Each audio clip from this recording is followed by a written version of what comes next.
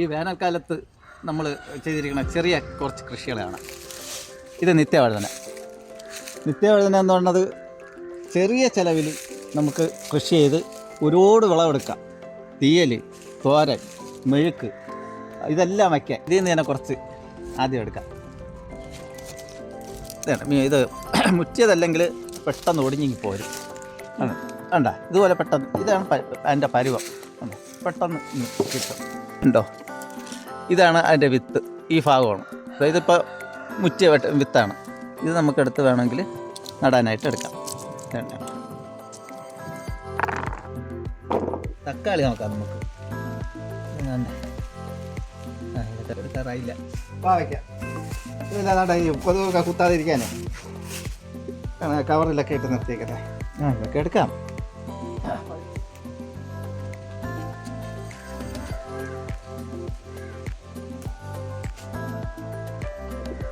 പെരുമ്പയർ, ഉണക്കയും പച്ചയും.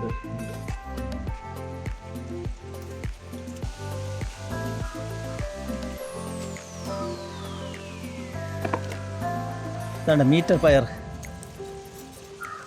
അത് വലുതായിട്ടില്ലെങ്കിലേ കിളിയൊക്കെ ഒന്ന് കൊത്തിക്കൊണ്ട് പോകും.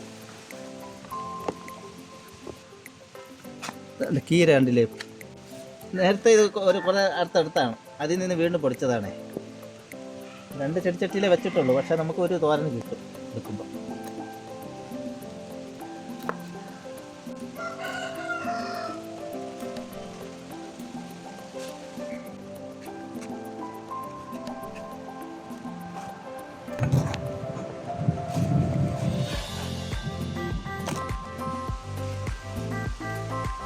മുളക് അടക്കാം. നിറച്ച് നിൽക്കുന്നുണ്ട്.